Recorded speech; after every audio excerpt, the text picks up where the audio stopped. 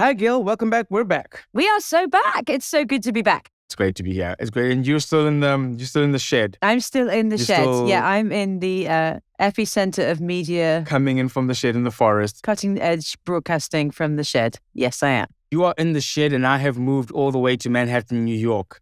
Flex. I am live streaming this straight to the UN, which is down the road. So I think I made the right move. Oh my goodness, you are. You're in the shadow of the mothership. That and rats. Hi, I'm Loyiso Madinga. And I'm Gail Gallie. And this is An Idiot's Guide to Saving the World, the podcast for anyone who cares about building a better world but doesn't know where to start. We are on a mission to get everyone on board to achieve the global goals. Now, there are 17 goals that the world promised to deliver by 2030, and although we are nearly halfway to the deadline, we are not halfway to achieving them. So let's get to work on ending poverty, protecting our forests, and providing clean energy for everyone. The big stuff. All the big stuff. In this episode, we ask what it actually means when we say we need to consume responsibly. We're joined by a very big brain, one of the world's most influential climate scientists, Johan Rockström. I would argue that today, the ultimate definition of justice must be to have stable environmental conditions on Earth, to have a planet that continues to be able to support humanity. And we also speak to the changemaker Melati Wijsen, who inspired a global movement when she made real-world change at a very young age. Because we started from such a pure place of intention and authenticity, it was easy for people to gravitate towards the idea. And that's the beauty of the young generation today. We don't see the complexities. Instead of challenges, we see opportunities.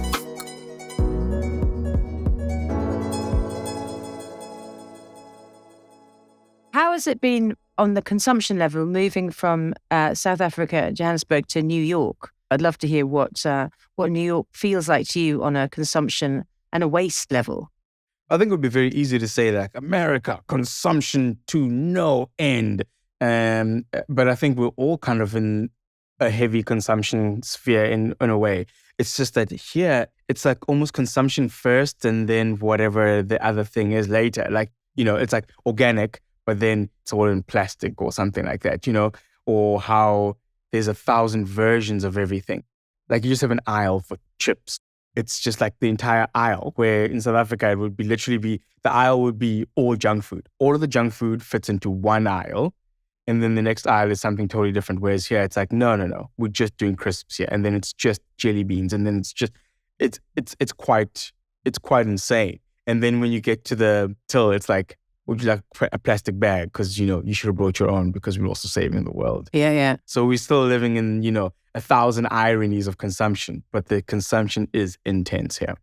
Also, the thing I've become really conscious of is what pushes people to consume. And you're right, it is global. The UK is just as bad. But with the rise of sophisticated advertising and algorithms and social media, it's not only just that you're pushed to consume literally thousands of times a day in little ways you don't notice. Also, it's so easy to fulfill it, isn't it? Before you know it, you're like, shit, I've accidentally just bought another stereo. I cannot tell you how amazing it is to have Amazon. Yeah. To be on Amazon. To be on that Prime. To see that button say, can be delivered tomorrow. Or today. We have it today. Or today. Yeah. The magic of today. So it's also becoming much easier to consume. So there's this terrible conflation of availability and then fulfillability. That's not a word, but you know what I mean? And then before you know it, it's done. And I think we need to kind of stop sleepwalking down that avenue where we're going to be pushed all sorts of stuff that we don't need and have just a bit more consciousness about what it is we are choosing to use. And that's what this goal is all about, responsible consumption. Like, what are we consuming? How are we consuming it? And how does that fit within, the Earth system boundaries that we all are bound by? I believe myself to be a materialist in the old sense of the word, in that I believe in buying really good stuff. That's my thing. Buy once, buy really good. And I think that's better than buying stuff that it's going to break tomorrow. I think we kind of like demonize consumption to the point where it's like, it's all or nothing. So people just go, oh, well, I can't stop consuming. So I can't do anything. It's like, no, there's ways to consume. And I think we got to start telling narratives where it's like, no, there's a way you can buy clothes, buy really good clothes. That's actually a good thing, because chances are you won't need another pair of jeans for 5 years, rather than having to buy a pair of jeans every single season. Yeah. I've just got into thrifting. Thrifting is amazing. What does that even mean? What does thrifting mean? Thrift. What is A thrifting? thrift store. Going to a thrift store. Yeah. Secondhand clothing.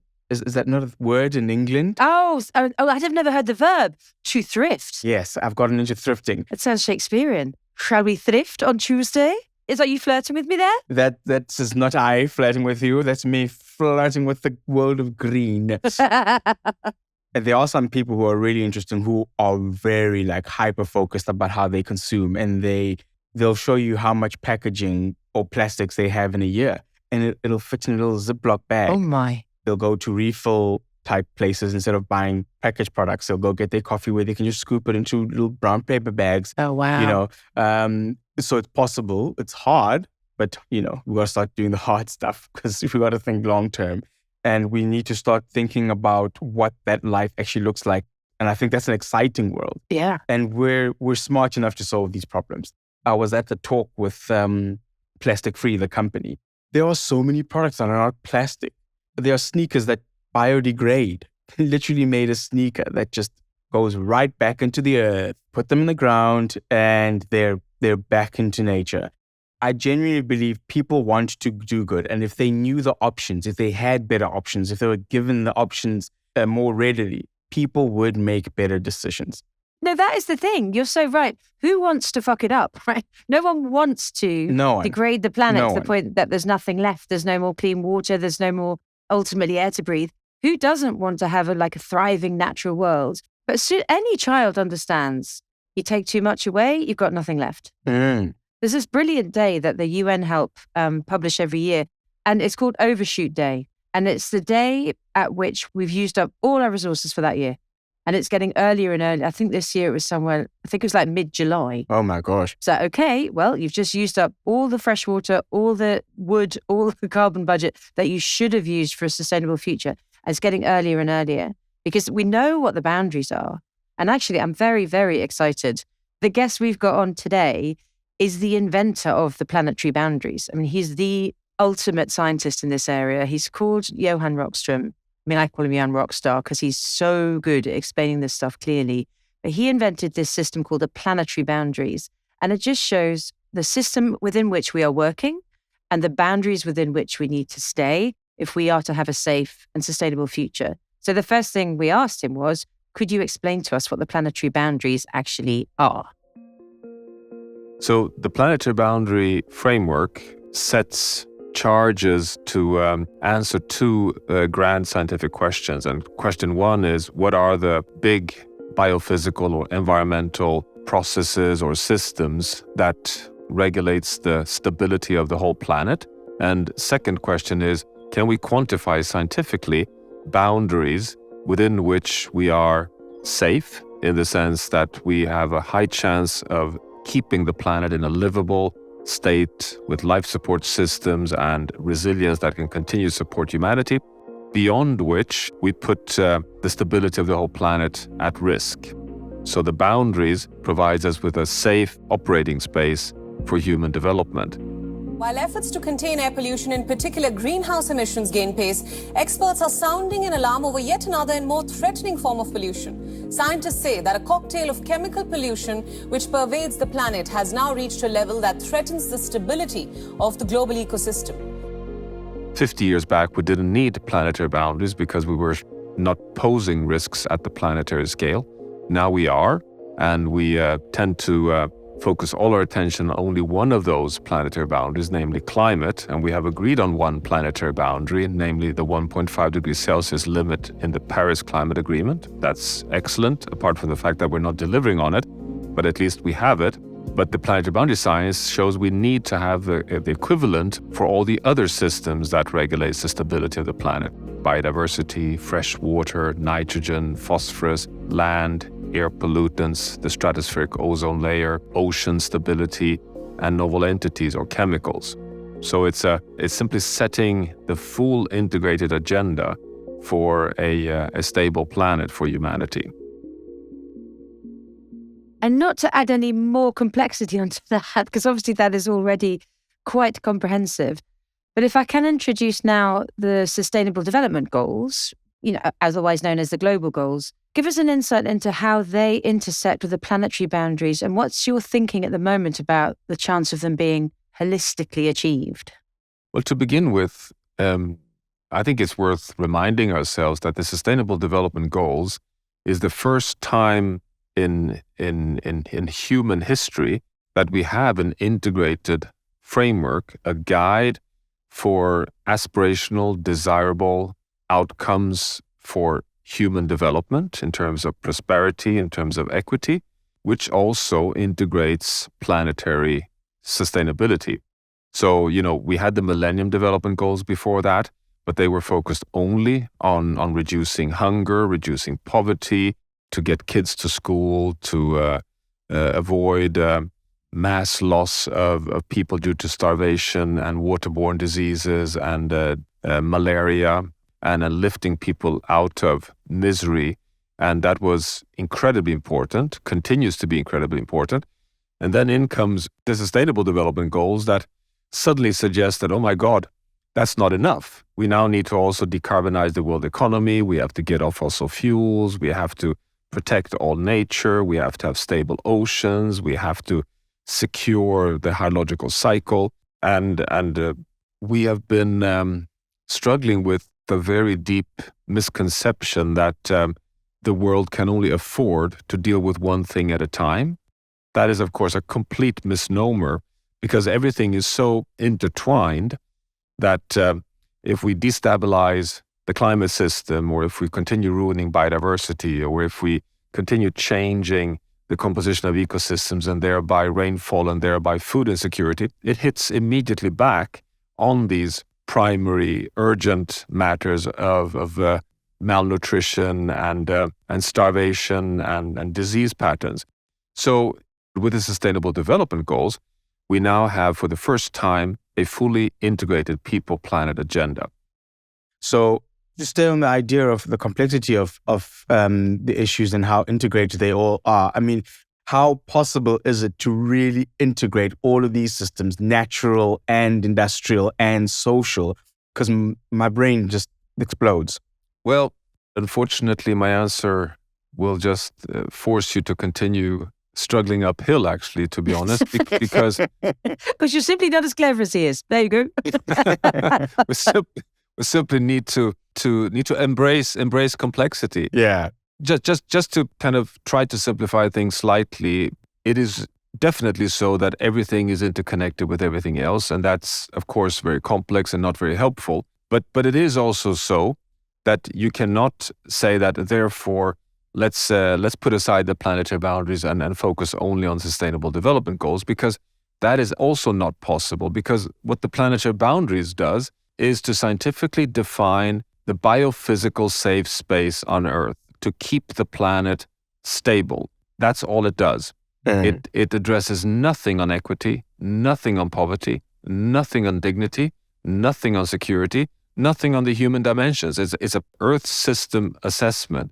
What does it take to keep the planet in the state that can support us, humans, period? And then you load the Sustainable Development Goals on top of that. And what are the Sustainable Development Goals? Well, that's an agreement. It's a contract between 195 countries in the General Assembly, all nations in the world, saying that we agree to eradicate poverty, to eradicate hunger, to have dignified life for all people in the world. If you really want to succeed on the human development parameters, you must invest in the climate, water, biodiversity, oceans, planetary boundaries. I've now increasingly tried to remind everyone that I would argue that today, the ultimate definition of justice is a stable planet. I mean, justice is, of course, about a fair sharing of resources, about breaking the unacceptable, skewed distribution of wealth across the world. But when you think of it, the ultimate definition of justice must be to have stable environmental conditions on Earth, to have a planet that continues to be able to support humanity. So in that sense, I think we've come to a point where there is no longer a contradiction between, let's call them the environmental goals and the SDGs and the human goals and the SDGs. That these are increasingly, I would argue, well understood to be intimately interconnected and interdependent. So we are loosely doing these episodes per goal. And the one that we could have slotted you into any number of the episodes, right? But actually this is going to focus on responsible consumption, because there's two C's that have risen up with me as I'm listening to you talk just today. And those two C's are consumerism, consumption, and capitalism.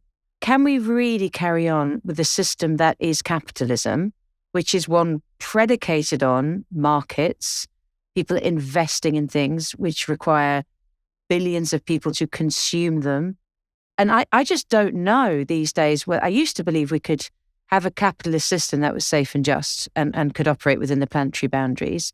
But increasingly, I'm just not sure.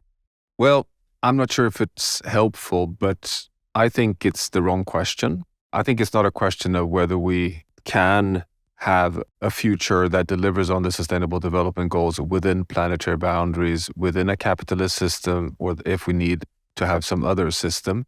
I think the question is rather, how do we make the economy deliver human well-being within planetary boundaries? That's the question. Capitalism can be a very effective way of rapidly raising investment capital for innovation and transitions, but it can also be a massive threat for rebound effects and move us in the wrong direction. So what I think is the most important, actually, is to recognize that we need regulatory frameworks. We need to have a science-guided economic fencing of whatever we do in the space of consumption and production systems. And of course, it will come as no surprise to you that I will say that the number one decision to take is to set the planetary boundaries. Just think of it. If we would all agree, if the world economy would agree that we're not allowed to operate the economy outside of the planetary boundaries, that we need to stay within that playing field, then you can have different economic performances, but you cannot escape the fact that we have to stay within the boundaries. And I think that's the challenge we're facing, not whether or not we can have capitalism. It's about how can we have a fair redistribution. Can you do that within a capitalist system? I think you can, but it requires regulations. It requires policies. It requires taxing the wealthy. It requires redistribution and dividend systems. And how much pressure do you think, or incentive rather, there is on industry to offer better options for, quote unquote, the consumer? Because a lot of the time the pressure is put on the consumer to change when the options aren't even there for change. For instance, we look at like products like the oat milk industry, which has really taken off because the option now is there. Or are we still stuck in the same systems that just go, profit is winning, therefore we continue where we're going? It's a very mixed picture. So first on the positive side, I mean, there's no doubt that businesses across the world, across sectors, from the food industry to transport and textiles, have turned a corner, seeing the writing on the wall, recognizing that competitiveness, attractiveness on the market, and the ability to attract talent to your company requires serious engagement in sustainability. So that, I think, is a very clear direction, which leads to exactly what you're pointing at, that we start seeing sustainable, healthy solutions being available at competitive prices. And you can take everything from electric mobility to alternatives to dairy, for example. So yes, that is happening.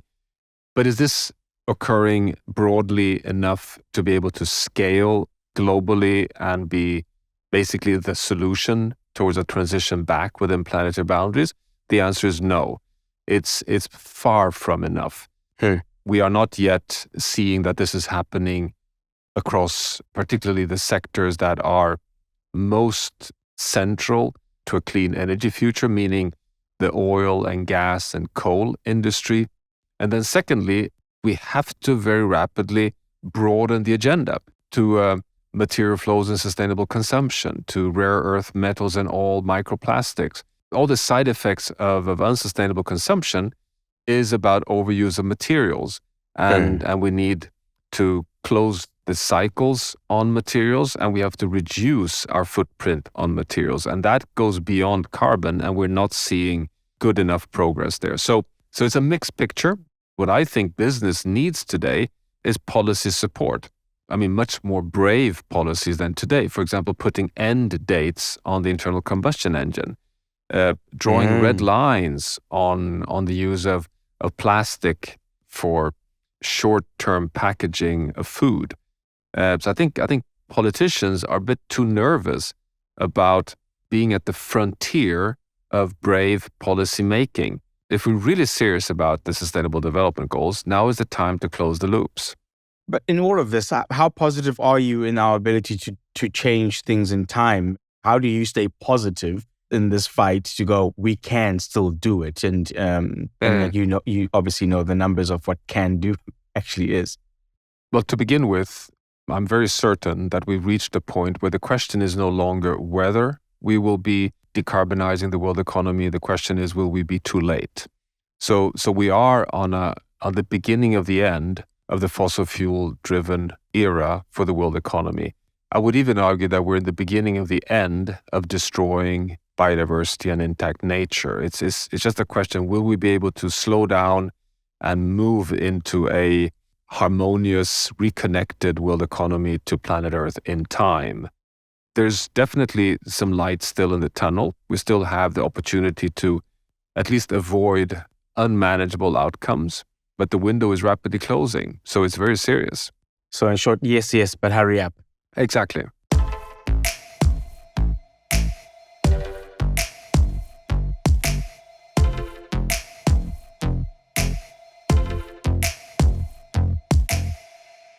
What I really appreciate about this rock star is that he has this brilliant way of giving us the hard, man, things are tough, things aren't looking good facts, and also this is what's totally possible. This is absolutely possible. This is what's actually happening. Here are the numbers. So he's such a great piece of reality is what he is. He's not trying to be on any other side but the truth. Yeah.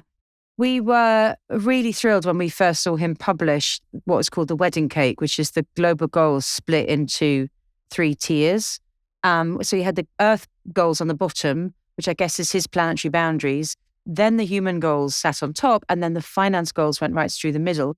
We thought if someone like Johan Rockström is doing that, then we must be onto a good thing. That's a yummy cake. But what I liked about what he was saying to us there was saying we are turning the tide on emissions, but are we going to get there fast enough? It's a brilliant piece of parenting, isn't it? Well done. We've done this, team, but now we really need to speed up. He doesn't deliver the doom. He's like, yep, we're on the way, but if you could hurry up, that would be nice. That is actually a great way of looking at it. It's the parent who actually balances the information, who goes, well done. Yes, you have your pants on. Now we start to get to school, right? Yes, exactly. That's the point of the pants was school, not just the pants.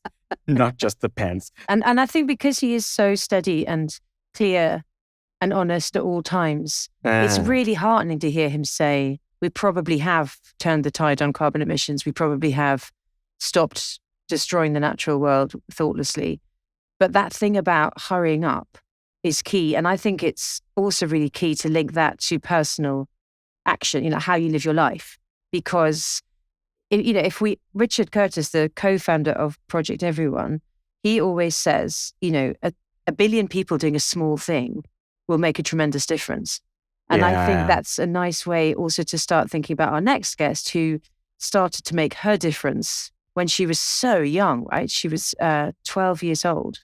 So Melati Wijsen is a 21-year-old changemaker from Bali, Indonesia. When she was only 12, she and her sister noticed on the news that another country in the world had banned plastic bags.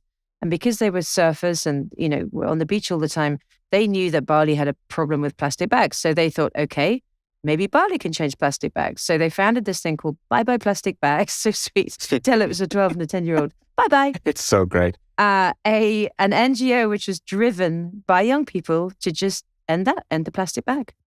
I heard someone talk about plastic a few years back in such an interesting fashion, but he was saying where we went wrong with plastic is its use, not its creation, because it is a miracle material, right? Lasts forever, really light, safe, can transport water, can transport medicine and food. Where we went wrong was not treating it like gold, right? Because it's so precious. It comes from oil. A lot of people don't realize that. So you're burning fossil fuel to make the stuff, but then use it for what it is. It lasts forever, so use it forever. Whereas we've gone to this extraordinary place where we use it barely even once, like food wrapping or plastic bottles, bin, wrapping on a pizza, chuck. In fact, in terms of quality, it's right at the bottom. Yeah. Anything that's got plastic in it, we see it as the opposite of gold. There's gold at the top and there's plastic at the bottom. And so we treat it in that way, where it's like it's the first thing out of our house. It is the cheapest version of everything. It is the least respected material that we have. And that's so, if we had treated it like gold, I guess we would have the products that were meant to last as long as the product actually lasts, which is that it's a forever product. So let's have piping that lasts forever. Yeah, cool. Let's put that in that department, but not have toys that last forever in a landfill. Or in the ocean, which, as you remember, is one of the other goals, life below water.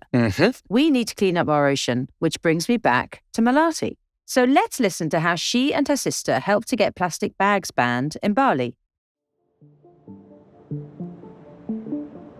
It really started here on Bali, and the love of nature that we had. Growing up here, nature was everywhere, but also plastic pollution was everywhere. And my sister and I came home one day at ages 10 and 12 years old, just thinking, enough. We wanted our island home to be plastic bag free. 40 countries at the time had already banned single-use plastic bags. So in our simple way of thinking, we thought, why can we not? Come on, Bali, come on, Indonesia, we can do it too. When we published our petition online, the first 24 hours, we had about 6,000 signatures from all over the world, people on the island and globally agreeing that the island had to become plastic bag free. And that's where my sister and I were like, okay, there's no point in turning back now. This is something worth working towards. Little did we have any idea, we had no clue what spider web we were entering ourselves into. We thought, for sure, we're going to get this ban on single-use plastic bags by the time summer was over and before the school year started. So is my maths right? You worked away for 6 years to get that ban, from the two of you on a sofa, and now the ban's happened 6 years. Yeah, the ban finally came into place in 2019. But also what's important to mention here is that we spent 6 years, but people were already before us campaigning. It was nothing new. It is nice to hear the sister story, but my sister and I and the group of Bye Bye Plastic Bags focus purely on changing people's mindset and using the medium of storytelling and of, being young people convincing everyone else that this was an important thing. That was our strength and that was our skill. But there were so many other like-minded organizations that spent time drafting manifestos and drafting the regulation rewrites and spending time coordinating with what that regulation would actually look like. So it opened my eyes personally to just how long it takes for change to actually happen, and that frustration that it doesn't happen sooner. I mean, this is one single-use plastic item we're talking about. We haven't even touched plastic bottles, plastic wrappers. It goes on and on and on. So this is where I felt the frustration of change not happening fast enough for the first time. But looking back on it, why do you think, because now you know much more, don't you? You know much more about how the international system works. You know the kind of what you're up against. But as you describe it there, you were just two kids trying to make your nature's playground better. Why do you think it worked at that point? I mean, I think it's also just maybe looking back, the ability to not see the complexities. If I have to be 100% honest, I don't know if I would go for it at 22. That's why I'm so grateful and looking back, proud of that 12-year-old and 10-year-old that were brave enough to take that first step. Because we started from such a pure place of intention and authenticity, it was easy for people to gravitate towards the idea. And that's the beauty of the young generation today. We don't see the complexities. Instead of challenges, we see opportunities. And that's really where the bigger passion of helping as many young people get access to tools and access to skills, programs that I wish I had when I started my change-making journey, and that I'm now doing through the new project of Youthtopia. So tell me a bit about that. Tell me how that is set up and how that's working. Yeah, so over the years with Bye Bye Plastic Bags, we would spend more time in other students' classrooms than in our own classroom. And what we would always get, after sharing the story of Bye Bye Plastic Bags and the change that we were achieving on the island, the same question would always come up. It didn't matter whether we were in New York or Tokyo or in the Maluku Islands. Students would line up, refusing to go back to math class or English class because they all had this one question. How do we get started? How do we build a team? How do we get better at our public speaking? And on those questions would come. And that's where Youthtopia comes in. Today, Youthtopia is an online learning platform that hosts over 100 free changemaker programs that are created by young people who have already done something, have a track record of change or their own project. Of course, they are from all over the world. We represent about 50 countries, ages 12 to 25, and they shared their skills that they learned on the front lines. So that's who you're learning from, real life young changemakers, because we want to show that this is a real life way of living. So through this peer-to-peer masterclass or workshop or mentorship, as many young people from all corners of the world can find their change-making style and start creating change. That's so cool. And as you say, so needed. When we speak to young activists, one of the things that always comes up as their challenge is funding. There's no job spec for a youth activist, nor is there a salary band.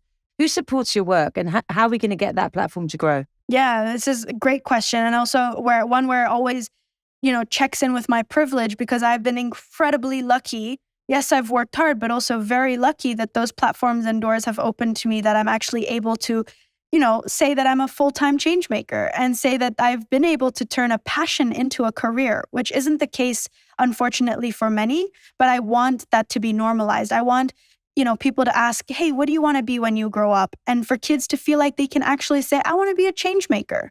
That should just be as normal as a doctor or normal as a teacher or normal as whichever other profession. This is a full-time job. I love that. Yes, let's add it to the careers list. Exactly. Changemaker. Yeah. We have mini grants, for example, that addresses that funding challenge, where young changemakers can apply not through such an intense grant process, because that's also something that I feel is a very big misconception, where grants who are trying to reach young changemakers but then need, for example, all this paperwork that just doesn't exist because it's a social initiative, not a foundation. It's not a business because it's an idea. So Youthtopia works around and making it a little bit more informal but also approachable for the youth movement to get access to funding. We've created a program as well for CEOs and for executives who ask the same question that the kids in the classroom were asking. Melati, where do I get started on the change-making journey? How do we position sustainability? How do we make sure that we're avoiding youth washing, the new greenwashing, right? So this program that Youthtopia has created is an 18-month commitment that we look for within companies to go through a 5-step method that is led by young facilitators, kind of the reverse mentorship, where leaders in high-level positions can learn what the priorities are of Gen Z. And this program comes with the price tag that then fuels all the other programs to be free and accessible to anybody that creates an account on our learning platform. Love that. So that's very useful, I think, for people listening, so that they can come along and have a look, whether they're business leaders or change leaders. That's fantastic. And do you run that thing? Like, are you in effect the CEO, or do you have a structure that runs that for you? So we are, I have a co-founding team of actually all young people who are younger than me, which is also always the goal. I'm getting older by the day, so and inviting as many young people in leadership roles. You have a long way to go. I worry not. That's true. But I do think a holiday on a beach with a book might be nice at some point. So, well, please take that. I love it when I'm in a room and I'm the oldest young person there. What I love about it is it's kind of casually reinventing the traditional hierarchical, patriarchal kind of top-down leadership model of not just businesses, but organizations, right? It's a beautiful, circular, peer-driven, bottom-up approach. I love it. But let me just end with, what single thing is giving you the most hope right now for the future? I think it's this community that I feel alive, and we really have been able to create a community and a movement of joy in the space of change. There are so many people every single day who wake up and say, I'm going to make the world around me a little bit better today. So feeling that community, feeling that connectedness is what keeps me hopeful today.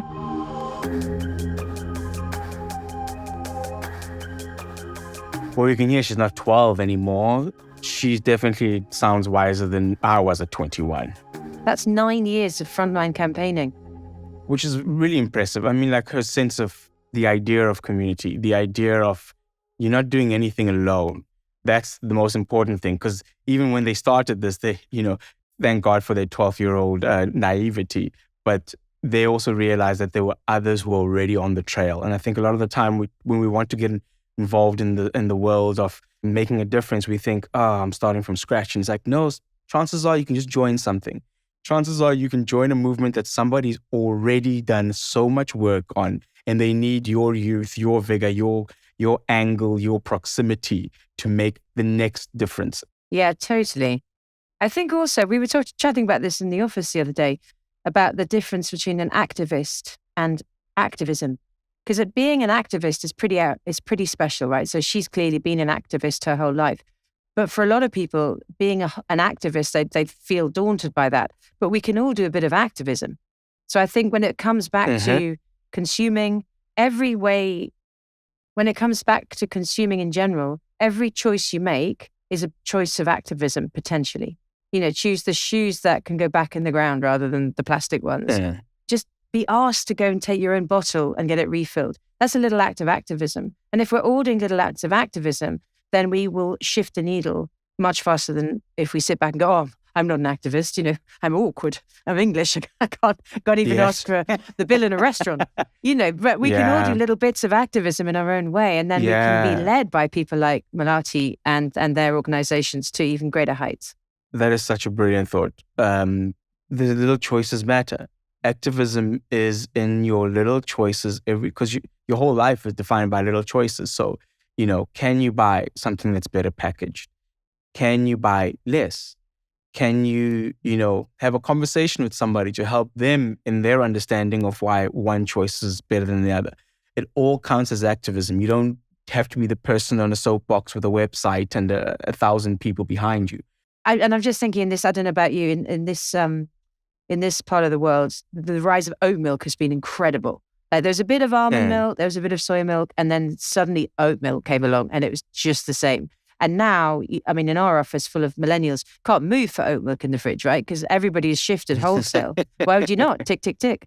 We were having a Christmas party. My favorite round in our Christmas quiz is always name that cheese, for obvious reasons. And one of our new starters, who's younger, more like Melati's age, she said, let's have name that milk substitute.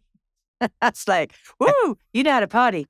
But my point is how quickly you can shift things if you give the right choices, the right information. And at a global scale, that's huge. Name That Milk Substitute is a brilliant game. It will be involved in my birthday parties as I move past the age of tequila shots. We go now to alternative malts.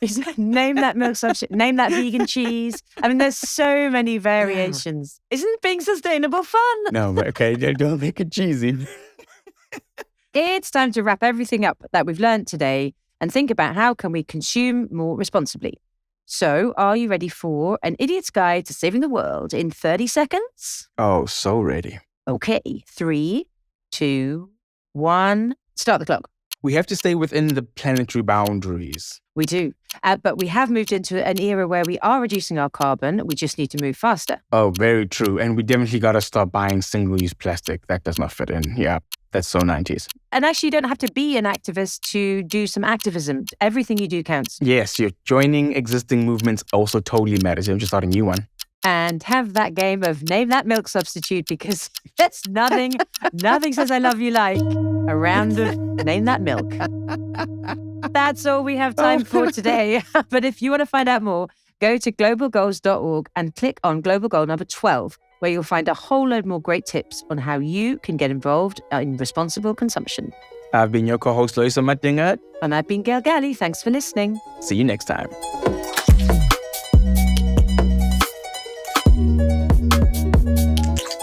And An Idiot's Guide to Saving the World is an Audi production made in collaboration with Project Everyone. Producers are Yolaine Goffin and Eli Block. The assistant producer is Ellie Winter-Taylor. The executive producer is Ellie DiMartino. If you like what you've heard, please subscribe, share on your socials, and leave a review. It helps other people find us. And the more people find us, the more people are saving the world.